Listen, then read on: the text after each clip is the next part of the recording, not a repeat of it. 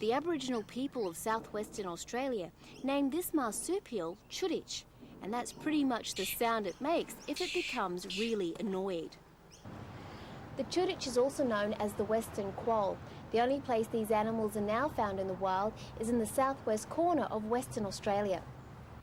The Chuditch is one of the endangered native animals that are being bred in a special native species breeding program here at this zoo.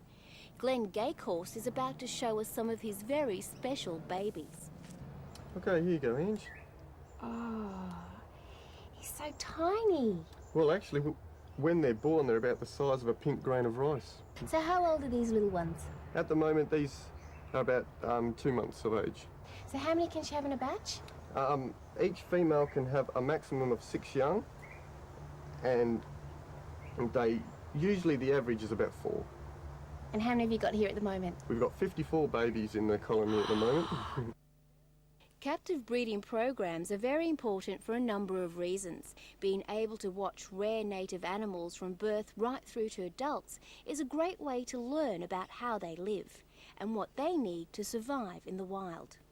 With the number of species of termites in Australia, there are lots of animals making a good meal out of them, and the numbat is definitely one of them.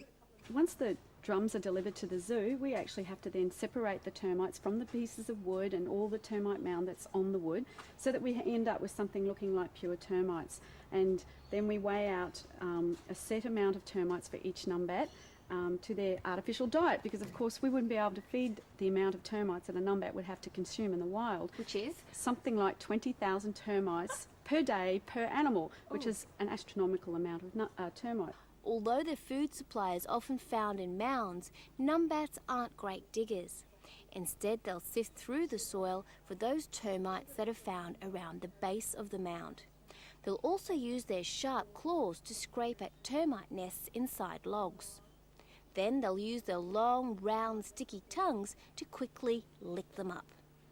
Numbats are diurnal, which means they sleep at night and feed during the day, which is the opposite to most other marsupials. This little numbat is approximately 9 months of age. He'll be fully weaned by the end of October, and this is the only reason why I can actually get him out at this moment, because he is starting to eat a little bit of solids at the moment. But normally, like I was saying, they'd be underground in an underground burrow, and we would never get to see the development of the young numbats. One of the biggest winners in this breeding program is the stick-nest rat. This creature was virtually extinct in Western Australia for almost 100 years, but not anymore. This is a greater stick-nest rat nest. They build these in the wild to protect themselves from eagles, foxes, dingoes, etc. The main bulk of the nest is made up of these twigs which they shred. They chew both ends, poke it into the nest, and then line it with leaves to insulate it from the weather.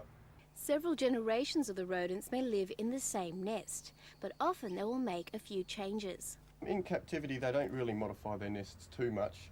All the instincts there to keep the same style of nest, and the protection is still needed in captivity. So what are you going to do with the babies? Are you going to keep them or release them? Most of the juveniles in our collection at the moment will be maintained for all the breeding purposes for the future. Sometimes conditions in the natural habitats prevent some animal species from surviving. Captive breeding programs like this can literally provide a whole new lease of life and ensure the future survival for an otherwise seriously endangered species.